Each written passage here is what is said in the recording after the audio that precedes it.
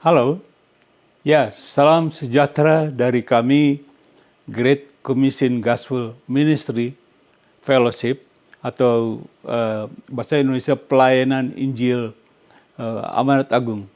Ya, kami berada di Los Angeles, California, Amerika Serikat. Nama saya Cornelius Ritiau.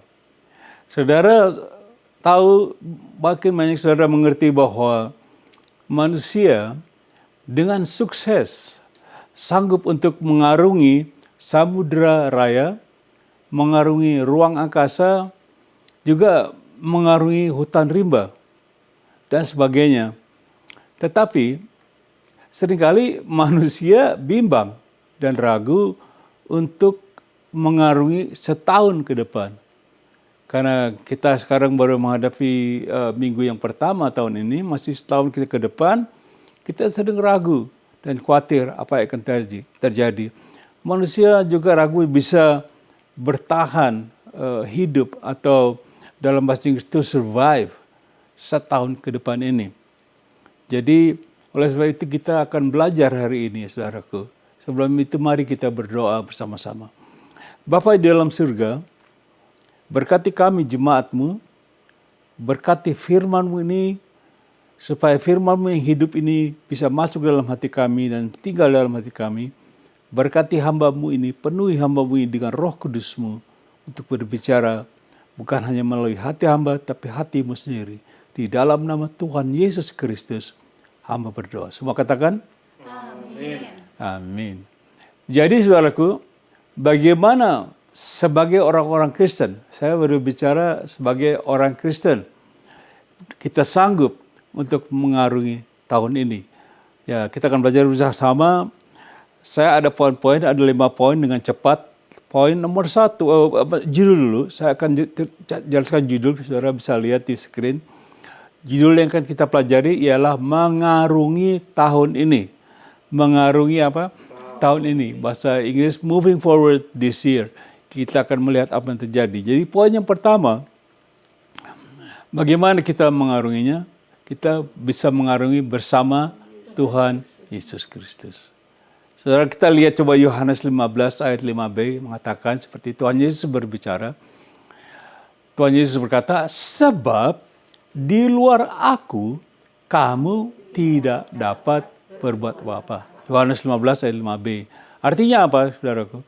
Tanpa Tuhan Yesus Kristus, hidup kita sama sekali tidak akan menghasilkan buah-buah rohani. Melainkan yaitu kehidupan yang sia-sia belaka.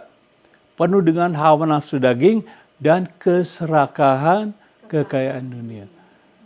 Jadi kita lalui dengan Tuhan Yesus, karena tanpa Tuhan Yesus, kita tidak bisa berbuat apa-apa. Ini bukan saya yang mengatakan.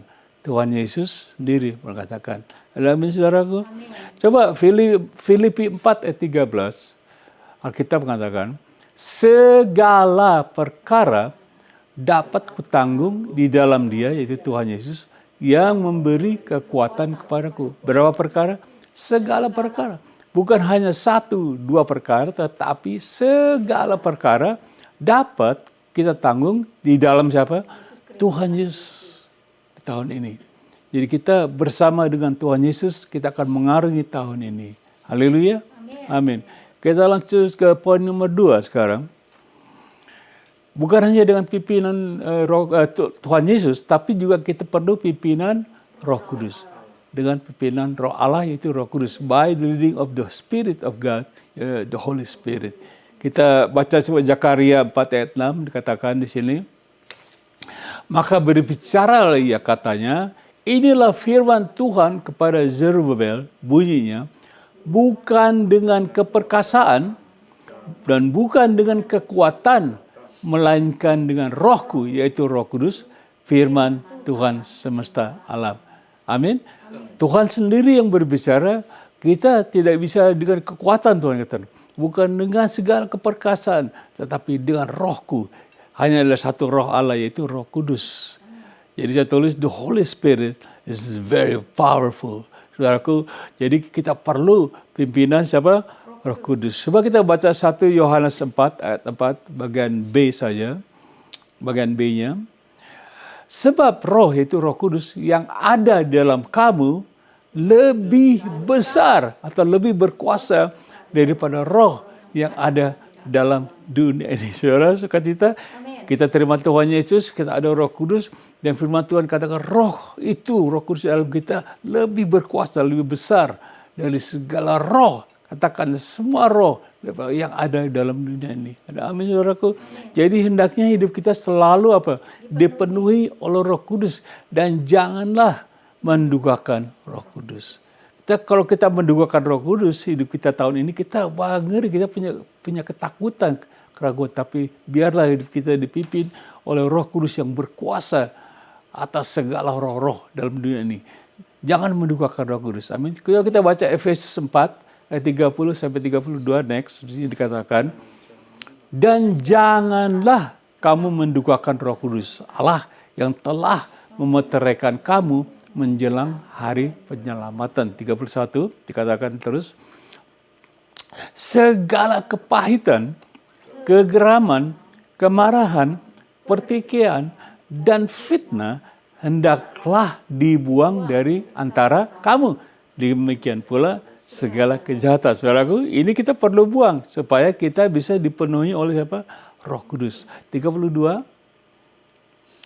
Tetapi hendaklah kamu ramah seorang terhadap yang lain, penuh kasih mesra dan saling mengampuni, sebagaimana Allah di dalam Kristus telah mengampuni kamu. Amin.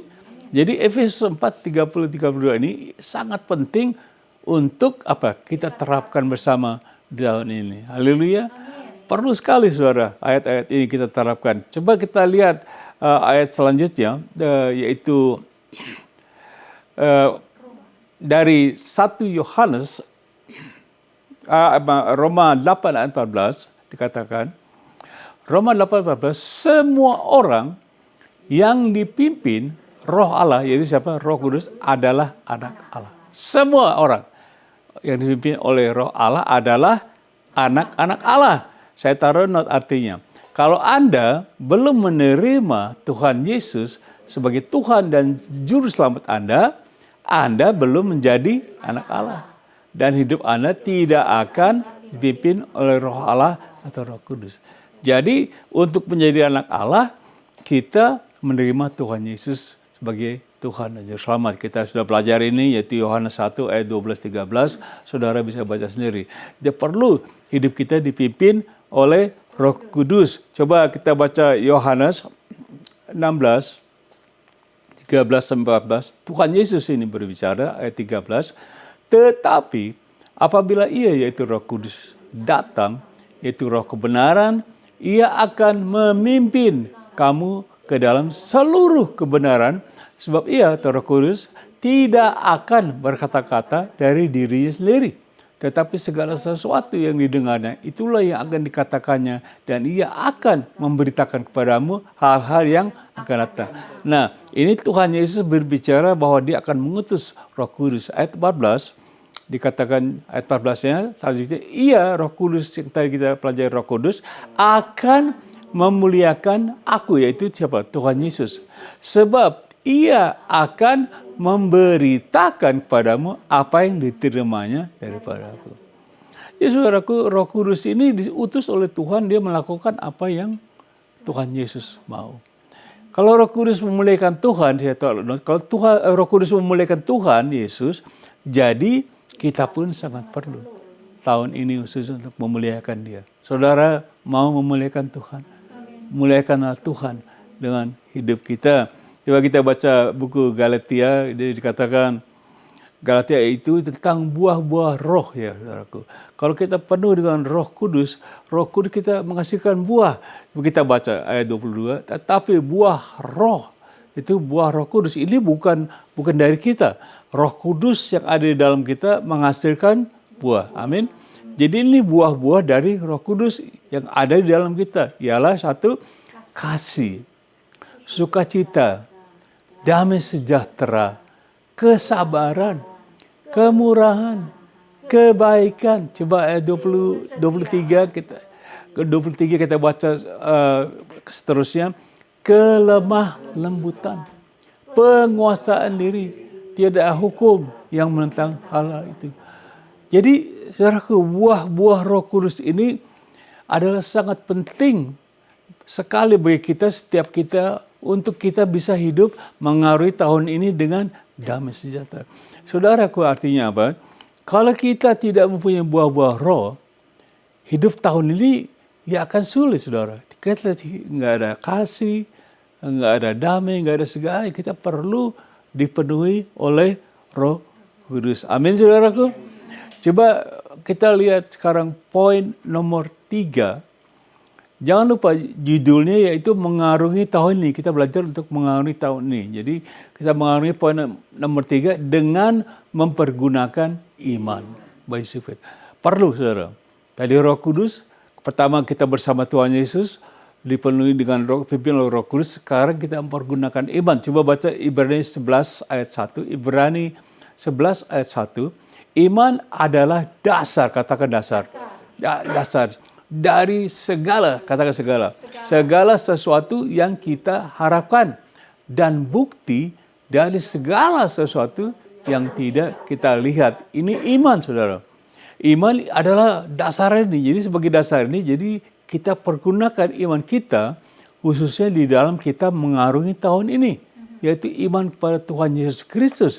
Karena segala yang kita harapkan, kita perlu iman untuk mendapatkannya. Dan bukti untuk melihatnya, kita nggak bisa lihat Tuhan Yesus, nggak bisa lihat hal-hal ini. Tapi segala sesuatu yang kita tidak lihat, kita pakai iman kita. Amin, saudaraku. Dengan iman, kita bisa dalam iman, semua ini jadi nyata, itu Tuhan. Maksudnya begitu. Mari kita lihat ayat berikutnya, Roma 1 ayat 16 dan 17. Ayat 17 maksudnya. Sebab di dalamnya, yaitu Injil Kristus, nyata kebenaran Allah yang bertolak dari iman dan memimpin kepada iman, seperti ada tertulis, orang benar akan hidup oleh iman. Jadi saudaraku, tahun ini kita mau hidup, kita mau mengarungi tahun ini pakai iman. Karena orang benar akan hidup oleh iman. Berarti kalau kita nggak pakai iman, kita hidup tidak benar. Jadi hiduplah dengan iman di tahun ini, bukan dengan hanya perasaan atau menebak-nebak. Besok apa ya? Bulan apa ke depan? Kerjaan saya bagaimana? Istri saya, suami saya, anak-anak. Kita nebak-nebak. Tapi dengan iman yang dasar dari semua yang kita akan lalui, kita bisa hidup benar. Amin. Dengan iman itu. Amin, saudaraku. Coba kita baca selanjutnya, yaitu Ibrani 11 ayat 6a, A saja dikatakan, tetapi tanpa iman tidak mungkin orang berkenan kepada Allah. Tanpa iman, katakan tanpa iman. Nah, tidak berkenan artinya tidak diterima atau tidak menyukakan Tuhan Yesus, yaitu dalam pelayanan kita, ibadah, permohonan doa, pengorbanan kita, praise and worship kita, dan sebagainya. Kita lakukan tanpa iman, semuanya nggak berkenan. Biarpun saudara berpuasa, berkhotbah, bernyanyi, dan sebagainya, tapi semuanya tanpa iman, firman Tuhan katakan tidak akan berkenan. Bahasa yang dikatakan, we cannot please God without faith. Jadi saudara, pakai tahun ini, kita pakai iman kita, supaya kita bisa berkenan kepada Tuhan. Amin. Coba kita lihat 1 Yohanes 5 ayat 4 berikutnya. Sebab semua, katakan semua, semua itu semua orang yang lahir atau born again dari Allah mengalahkan dunia. Amin. Dan inilah kemenangan yang mengalahkan dunia. Tebak. Iman kita. Jadi makanya saya katakan untuk kita mengarungi tahun ini pakai iman. Semuanya kita bisa kalahkan hanya dengan iman. Iman mengalahkan segala pergumulan kita di dunia di tahun ini. Yaitu iman kepada siapa? Tuhan Yesus Kristus. Amin, saudara. Saudara mau pakai iman tahun ini? Harus pakai iman. Jadi ingat, iman kita bisa lihat ke depan. Kita bisa berharap. Dasar dari harapan kita berharap pada Tuhan. Kita lakukan dengan iman. Wow. Poin nomor 4, kita lanjutkan. Bagaimana kita mengarungi tahun ini dengan mempergunakan hikmat Allah. Nah, ini penting juga, saudaraku. Jadi pertama kita dengan Tuhan Yesus, dengan pimpinan Roh Kudus, dengan mempergunakan iman, sekarang dengan mempergunakan apa? Hikmat. Kita harus pakai by using God's wisdom. Coba kita lihat Mazmur 111 ayat 10a, dikatakan bagian A saja. Permulaan hikmat adalah takut akan Tuhan. Nah, saudaraku, takut di sini bukan artinya kita ketakutan sama Tuhan. Ngeri ada Tuhan, takut. Bukan. Saya tulis note, takut akan Tuhan artinya apa? Menghormati Dia, menyembah Dia, menghargai Dia, menjunjung tinggi namanya, mematuhi perintahnya, dan sebagainya. Takut akan Tuhan. Maksudnya, we respect Him, respect God. Jadi Tuhan takut, kita hormati Dia. Kita sanjung, kita hargai Tuhan. Luar biasa, itu takut. Saudara mau takut akan Tuhan tahun ini? Takut akan Tuhan. Bisa menolong kita. Coba Kolose 2 ayat 3 dikatakan. Sebab di dalam Allah, yaitu Tuhan Yesus, tersembunyi segala apa? Harta, hikmat, dan pengetahuan. Semuanya ada di dalam Tuhan Yesus. Makanya saya katakan tadi, pertama, kita melalui ini bersama Tuhan Yesus. Iman kita tertuju kepada Tuhan Yesus, Roh Kudus utus oleh Tuhan Yesus, terus juga dengan mempergunakan hikmat, semuanya ada di dalam Tuhan Yesus. Saya taruh note, saudara, jadi bagaimanakah kita mendapatkan hikmat dan pengetahuan itu? Kita berdoa, kita minta dari Tuhan. Kenapa saya katakan minta? Contoh kita baca next-nya, coba ayat next-nya terus dikatakan.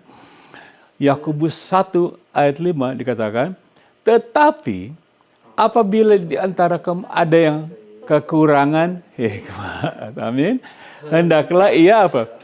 Memintanya kepada Allah yang memberikan kepada berapa orang? Semua orang dengan murah hati dan dengan tidak membangkit-bangkit, maka hal itu akan diberikan kepadanya. Saya ingat Tuhan Yesus mengajarkan, mintalah maka akan diberikan.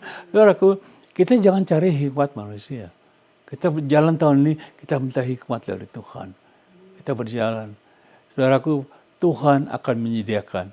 Pakai hikmat dari Tuhan. Coba hikmat manusia. Kita kenapa jangan pakai hikmat manusia? 1 Korintus 3 ayat 19a. Karena apa? Hikmat dunia ini atau hikmat manusia adalah apa? Kebodohan Allah. Jadi saudara dan saya tahun ini jangan pakai, menurut pendapat saya, menurut pengertian saya, menurut semua Tuhan bilang, jangan bergantung pada pikiran kita. Kitab apa tuh, kalau tidak salah, kitab apa tuh, saya lupa tuh, dikatakan, jangan kita bergantung pada pikiran kita. Amsal 3. Mari kita minta hikmat dari Allah di tahun ini. Why? Kita akan baca ayat berikutnya. Kenapa kita minta hikmat dari Allah? Coba kita baca ayat berikutnya itu dari kitab kitab Yakobus. Yakobus 3 itu, maaf saudaraku.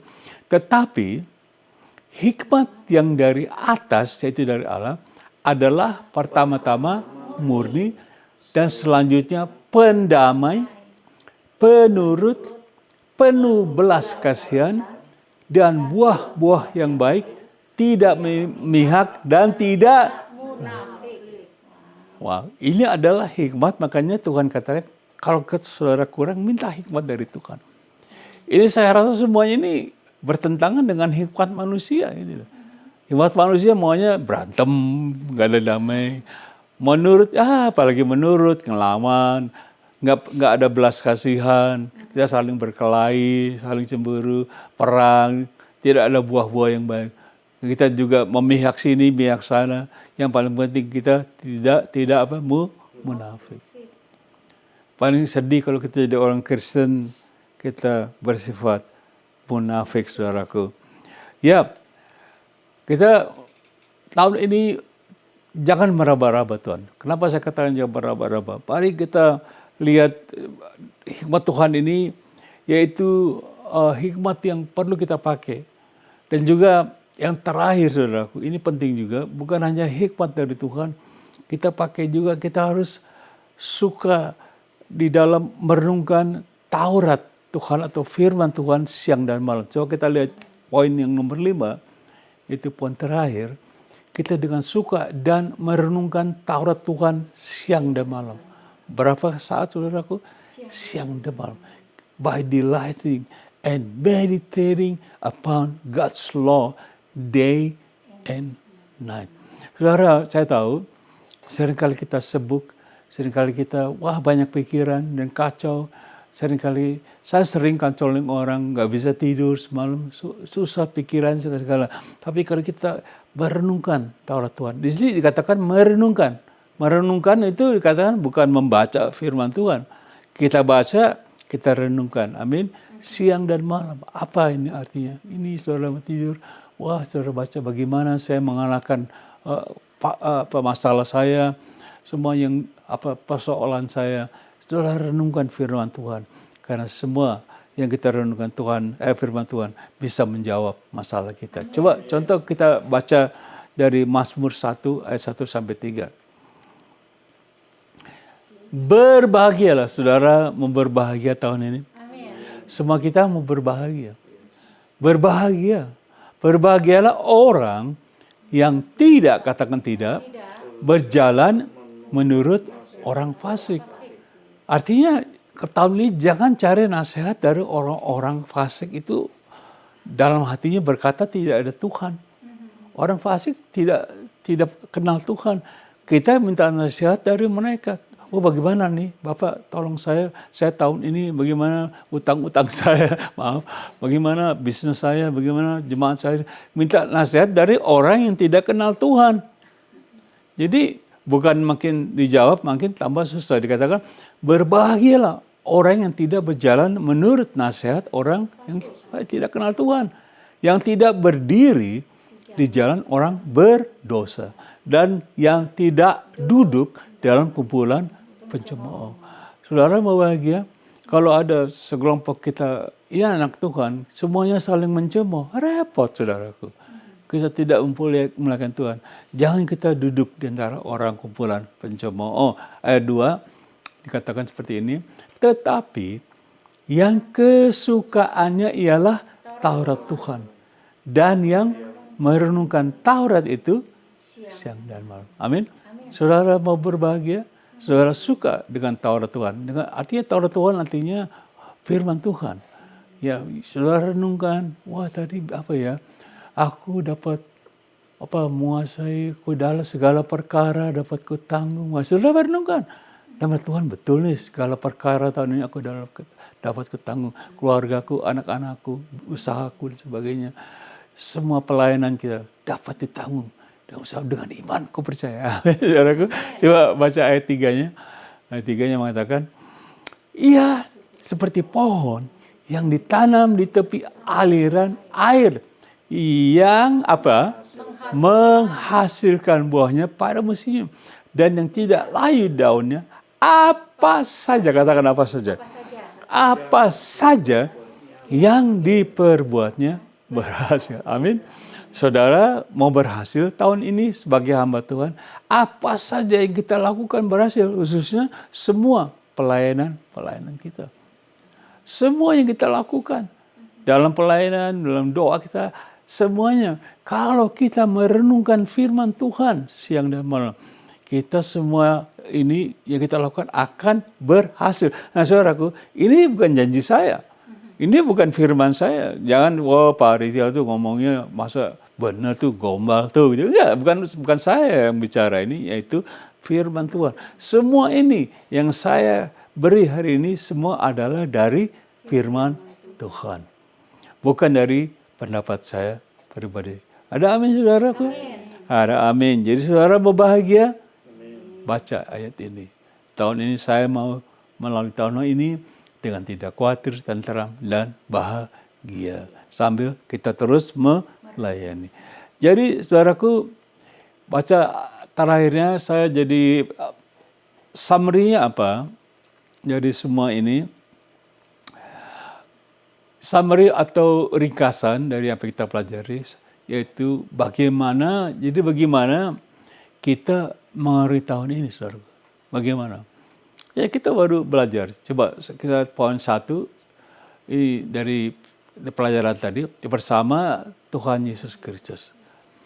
Karena tanpa Dia, kita tidak bisa berbuat apa-apa. Saudara mengakhiri tahun ini, kita tinggalkan Tuhan Yesus, kita bergerak sendiri, Tuhan Yesus katakan, no way, no way. Without me, apart from me, there is nothing you can do.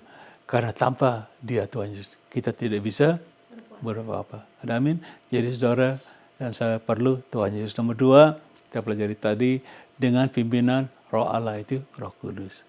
Oke, jadi jangan tahun ini kita mendukakan Roh Kudus. Saya tahu kita mendukakan Roh Kudus bagaimana? Kita belajar tadi, kita berantem, kita kejahatan, kita benci, semua kepahitan, semua itu ada, kita buang. Kita jangan mendukakan Roh Kudus, saling mengampuni. Nomor 3, kita lampaui dengan apa? Dengan mempergunakan iman. Yaitu iman kepada Tuhan Yesus Kristus.